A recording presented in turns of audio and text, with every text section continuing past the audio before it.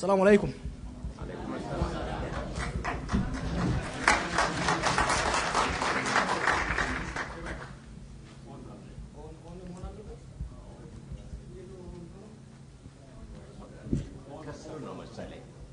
Any technical person?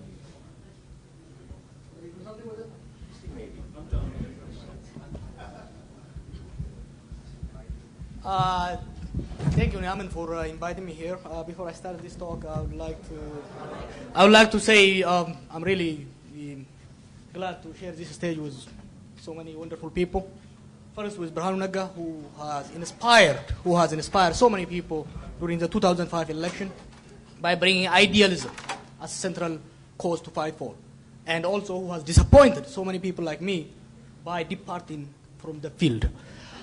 I'm also honored to be on this stage with Aragai Baril, a real fighter, a man of truth, a man of courage, who has said hell to you and stood with truth. And also with the speaker, I don't know you, but I'm really happy with your presentation. Last but not least, with Masai Kabada, who has been grilling me for the last 4 or 5 months, and who has, in many ways, has contributed towards forcing me to think about this presentation. And I'm a little bit threatened that he's going to speak after me and take me on. All right, let's go to the presentation. My topic is towards multicultural democracy, reconciling nationalism. And this topic, I'm going to focus just on one aspect of multiculturalism, the political part of it. There are two things. And so ziga mato khali azau la ndi je helmi rorat lal chilo yani nam talin zagallo na talin and officially yagar kun yadde ku tayachu na je wata mi rorata.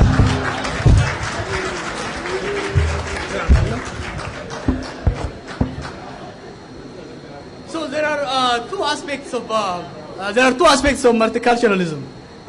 One is what I call it the political aspect of it, the nationalism, and the other one is the identity part. Identity need to be, we need integrity of cultures, integration of cultures, but we need reconciliation of the political aspect. So I'll focus on the political aspect for today.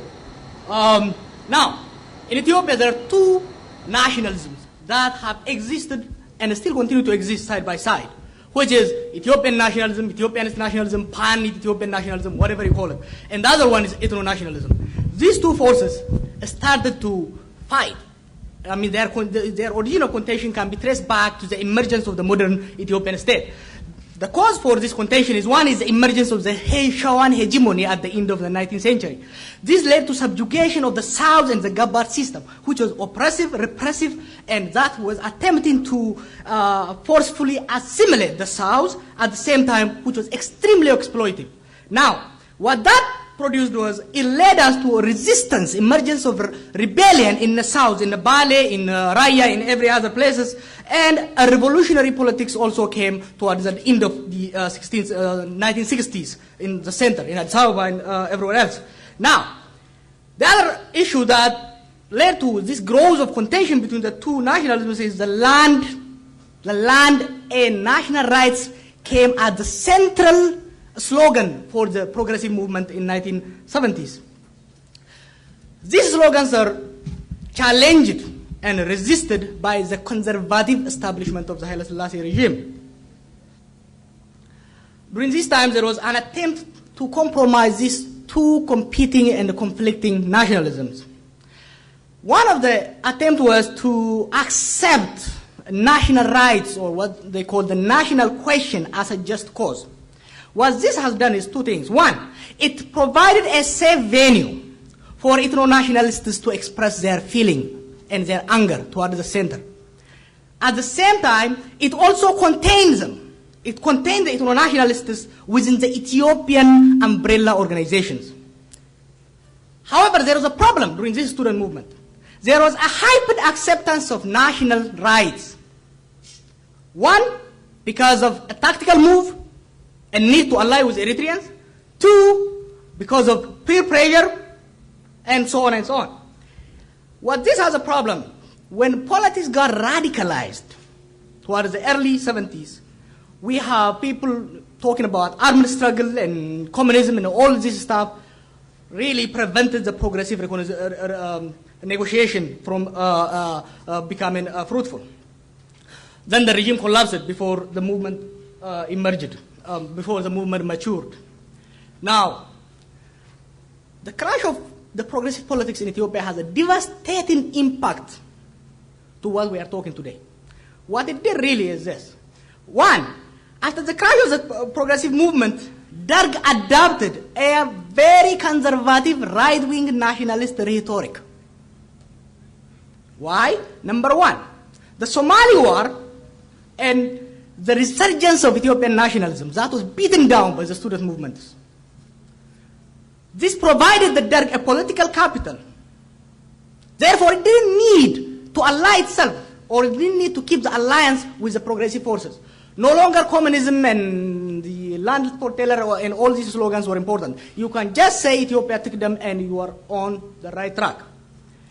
Second, the opposition made a tactical decision to ally themselves with Eritreans, separatist Eritreans.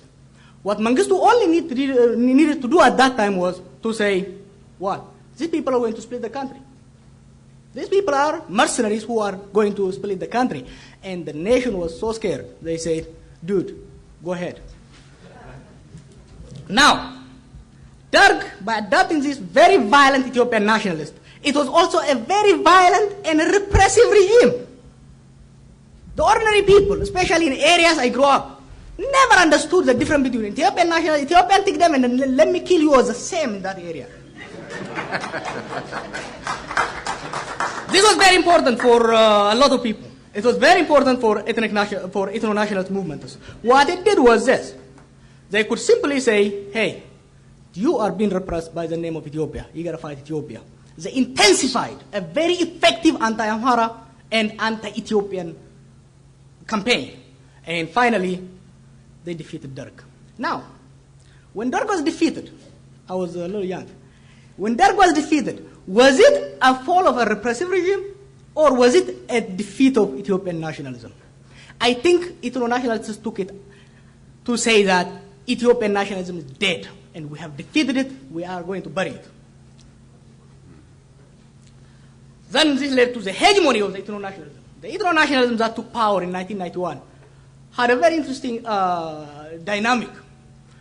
They defeated Derg and they continue to attempt to dismantle Ethiopian nationalism. Ethiopian nationalism went underground. The ethno-nationalism has this transforming role. They are dominating the center. They are running the country. They continue to talk this peripheral rhetoric. They continue to talk about this Ethiopia that's oppressing people, but they are still in power. So we had this void of state ideology. Mallas Zenawi is in power and talking about golden people of Tigray, but he's running Ethiopia. This has a very serious consequence. You cannot run a house and still talk for the Gwada. It was very important at that stage. Now, this consequence has one. It led to failure of the government. No value judgment. It led to failure of the government to advance collective interest.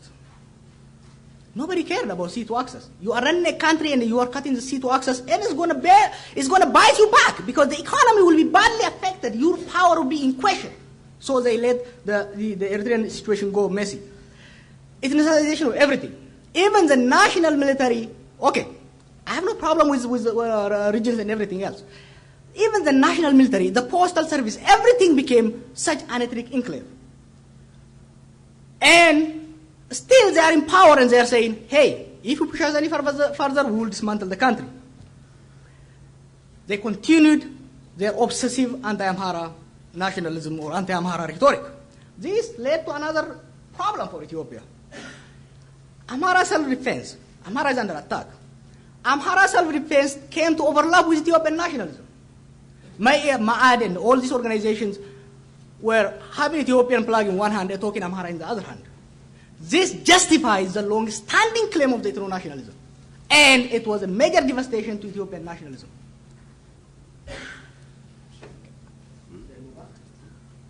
Now, all these games that was played in the 90s had a backlash against ethno-nationalism. Why? We as a nation and nationalities took power what we have is a minority domination and a continued repression. You have a new guys, new government, new rhetoric, the same rule for ordinary people, the same repressive system. Worse, this time you have a clearly defined minority group exploiting and repressing people. Therefore, we the nation nationalities promise of 1991-92 was unfulfilled and miserably failed within 5 to 10 years. This led to emergence of a very right-wing reactionary Ethiopian nationalism that manifested itself as an opposition force in 2005. Now, safeguarding unity and dissolving ethnic federalism, regaining Assab, and individual rights are the slogan.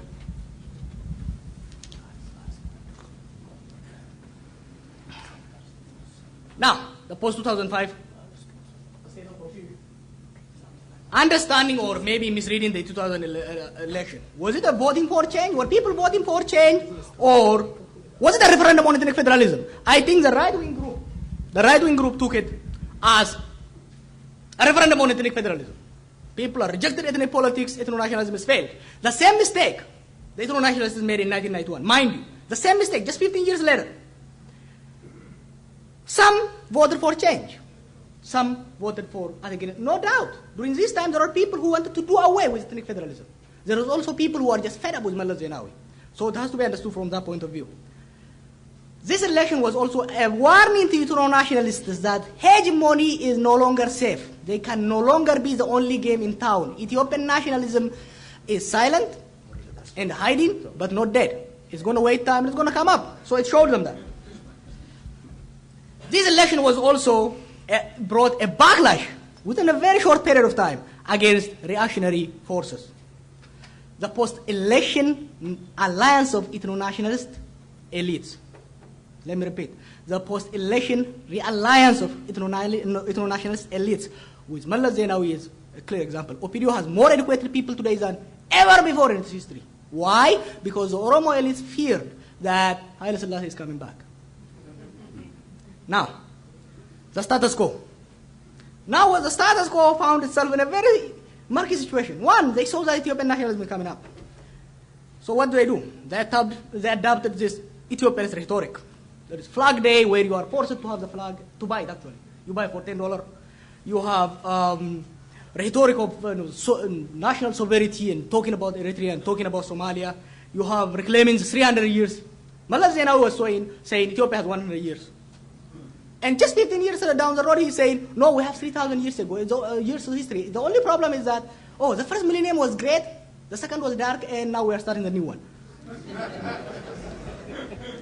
And the very secessionist parties that took power in Ethiopia is waging a very anti-secessionist rhetoric against Ogaden. This all Ethiopianism is, at the same time, when they have intensified, this is weird, when they have intensified Tigrayan supremacy. In last 40 years, it is scary. I was in Addis Ababa just a couple of weeks ago. It is scary what they are doing. At the same time, they are talking about Ethiopia. The future. I think progressive politics is the way forward. Neither of the two nationalisms can sustain hegemony. We have seen this. But each have a significant supporter and a proponent. I disagree with my friends here. Ethno-nationalism has a significant support. Ethiopian nationalism has a significant support, and they will continue to be. They have to negotiate and reconcile.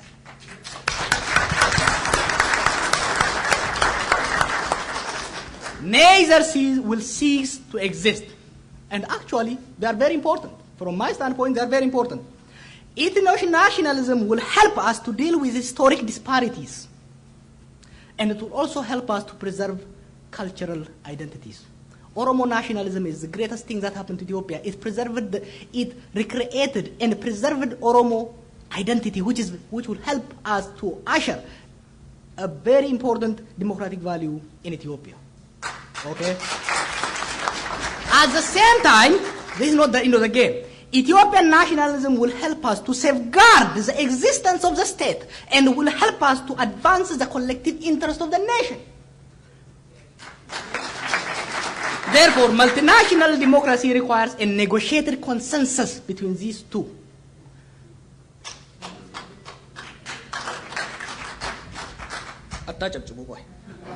Then, now, for these two nationalisms to negotiate and reconcile, we have to understand the political spectrum in Ethiopia. I took this from Leon Baradat. His book is called Ideology, Its Origin and Impact. I found it very important. I've been thinking how to understand Ethiopian politics. It's so little crazy. So I found this. Now, Baradat he says ideological spectrum should be understood on what kind of change they want and how much. Now, on the left, he has a radical. Somewhere next, the liberal, moderate, conservative, and reactionary. The radical says, I am sick of this system. I want to dismantle it and create a new one. He has no faith, nothing in the system. So he wants to create a new one. In the opposite direction, you have the reactionary, right wing. That says, you know what, I'm tired of this system. The past was better, let's go back. These are two opposing, but the same. They are both extremists, they are fed up with the system. One want to go forward, the other one going to go backward. You have the liberal that says, you know what, this system is messed up, it has to be improved, and I believe in the unity of these people. It says we need institutional and functional change. While the others, the remaining two, the two extremes require and demand a structural change to the country or to the system. These ones require institutional or functional change. There's a moderate that says, you know, this system is bad, but if I want to push it, everything is going to be messy.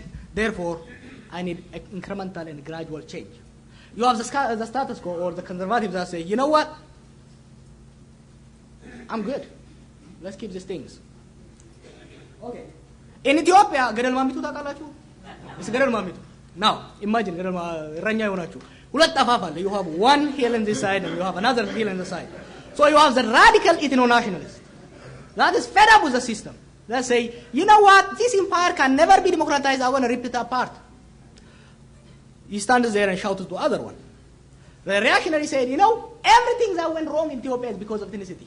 You know what? We need to go back to one solid country. No ethnicity, nothing. So they yell at each other. You have the status quo, which is positioned itself in the middle. Very well. For the radical, it tells him, this reactionary is going to take you back to Haile Selassie. No, you don't want that. And for the other one, it tells you, these people are going to split this country. You are not going to have a country. At the same time, it also represses the progressive voice. That says the voice of reason and the voice of consent is repressed in Ethiopia by both these three groups. The status quo will keep it down because it will expose its lies. The radical hates it because it is this wannabe a sellout. It's a sellout because he has renegade in his ethnicity. The reactionary says, you know what? I heard a word here in DC. They said the Amhara apologist. So the progressive says the Amhara apologist or the Oromo sellout. Now, therefore, Ethiopia is become a hostage of radical and reactionary politicians. Each has a very small base. Two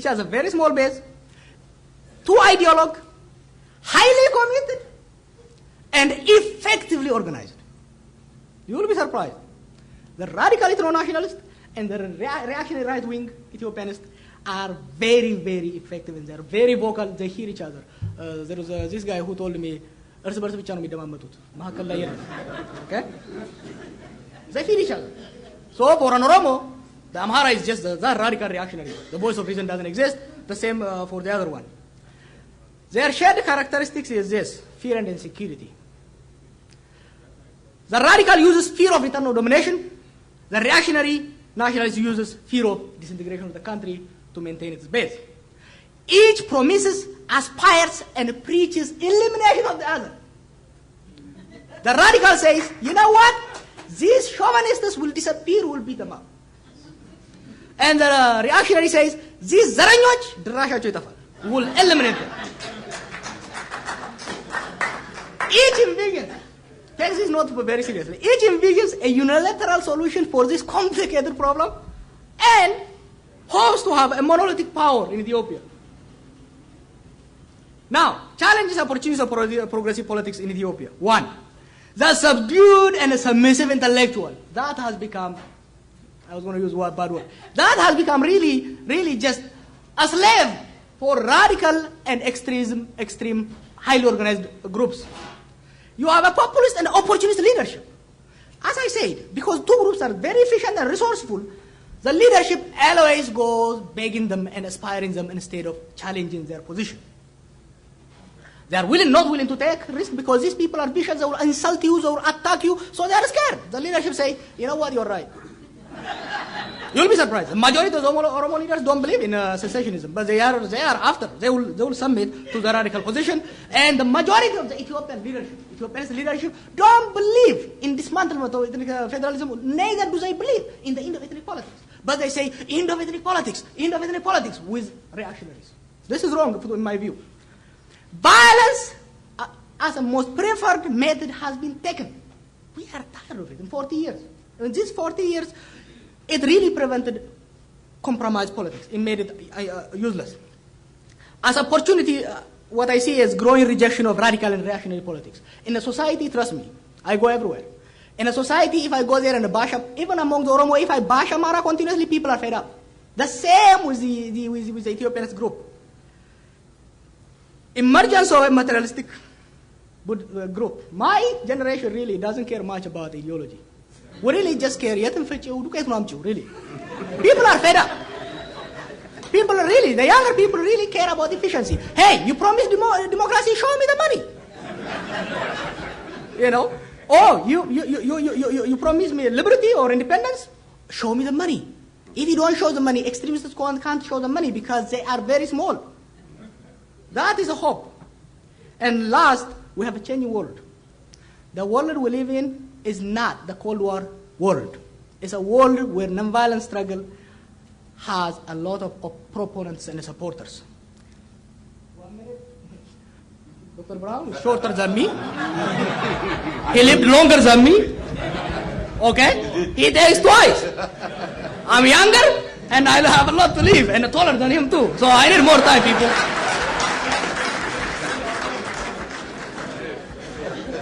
So, a friend, we're talking in here, and there is a friend who is in Ethiopia right now.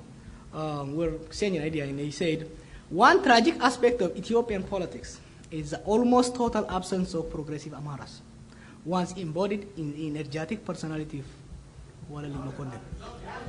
He said, one tragic aspect of Ethiopian politics is the almost total absence of progressive Amaras, once embodied in the energetic personality of Walali Makonde. He added, though, in a promising note, but I believe that even now progressive politics is not dead in the Amhara community. It will sooner or later assert itself. And I said, brother, silence is not golden anymore. Speak up.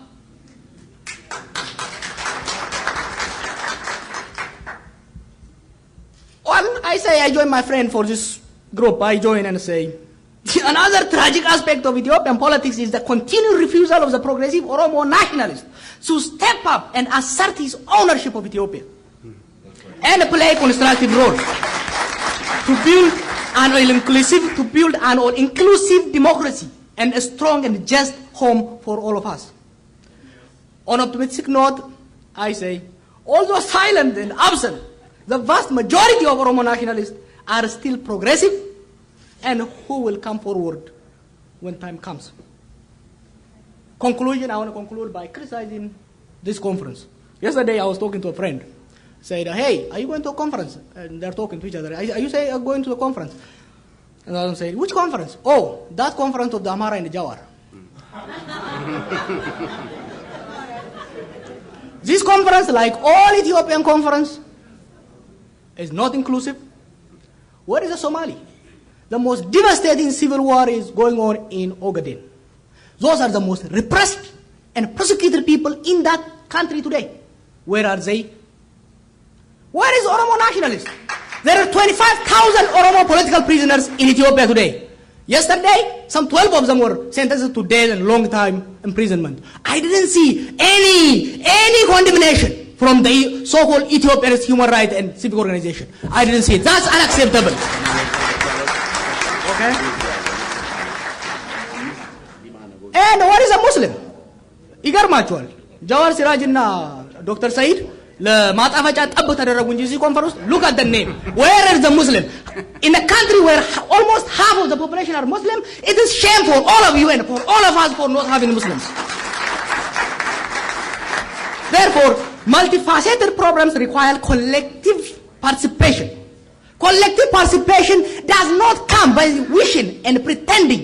It comes by hard work. Therefore, Ethiopia belongs to all of us and all of its people. We must make a genuine effort to involve each and every stakeholder despite their political and other differences. So, Naamin and others, stop excuses. If you want to work for Ethiopia, stop excuses, step up outreach. Thank you.